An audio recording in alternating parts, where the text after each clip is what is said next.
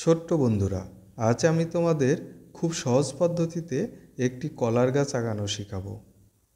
এই কলার গাছ আঁকানোর জন্য আঁকাবাঁকা কয়েকটি ওয়াই চিহ্ন আঁকবে, ইংরেজি অক্ষর ওয়াই।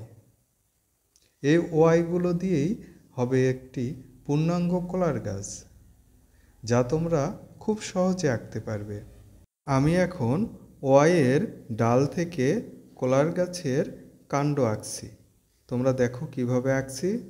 তোমরা যদি সুন্দর করে ছবি আঁকা শিখতে চাও তাহলে সবসময় মনে রাখবে, ছবি আঁকার জন্য অনেক অনেক গভীর মনোযোগের দরকার হয়।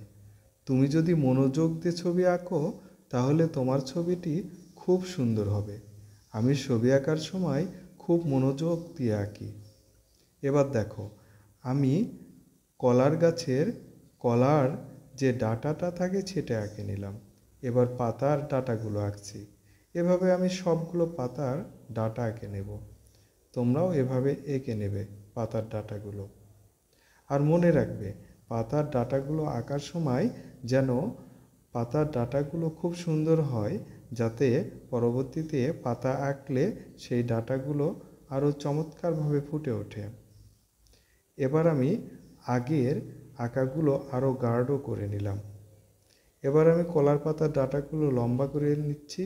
তোমরা দেখো, সবগুলোই আমি একে একে লম্বা করে নেব। তারপর আঁকবো পূর্ণাঙ্গ পাতা। আর পাতা আঁকার সময় খেয়াল রাখবে যেন পাতাগুলো ছেঁড়া ছেঁড়া হয়, কারণ কলার গাছের পাতাগুলো বাতাসে ছিঁড়ে ছিঁড়ে যায়। এবার আমি কলা আঁকছি। দেখো, সুন্দর করে আঁকতে হবে, খুব মনোযোগ দিয়ে, যেন কলাগুলো খুব সুন্দর হয়। কলার ছড়ি আছে এখানে, এবং মাথায় কলার, দেখো মাথায় কলার একটি ফুল আঁকবো। হ্যাঁ, এই ফুল থেকে মূলত কলা হয়। এবার আমি পাতাগুলো আঁকছি। আগে বলেছিলাম ছেঁড়া ছেঁড়া পাতা আঁকতে হবে, কারণ বাতাসে কলার পাতাগুলো ছিঁড়ে যায়। খুব সুন্দর করে তোমরা আঁকবে কলার পাতাগুলো, ঠিক আছে?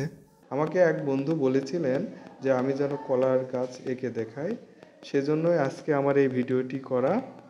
তোমরা দেখছো আমি কলার গাছ খুব সহজ পদ্ধতিতে আঁকা শেখাচ্ছি। তোমাদের যদি কোনো রিকোয়েস্ট থাকে, কোনো ছবি আঁকা শিখতে চাও, তাহলে আমি চেষ্টা করব পরবর্তী ভিডিওতে সেই ছবিটি এঁকে দেওয়ার জন্য। তোমরা অবশ্যই আমার পাশে থাকবে, কারণ আমি দীর্ঘদিন যাবৎ এই ইউটিউব চ্যানেলে, এই ফেসবুকে আছি তোমাদের জন্য। এবার আমি কলার গাছের লাস্ট পাতাটি আঁকছি। আগে বলেছিলাম সুন্দর করে আঁকতে হবে, মাথার ভিতর সব সময় রাখতে হবে যে আমার আঁকাটা যেন সুন্দর হয়।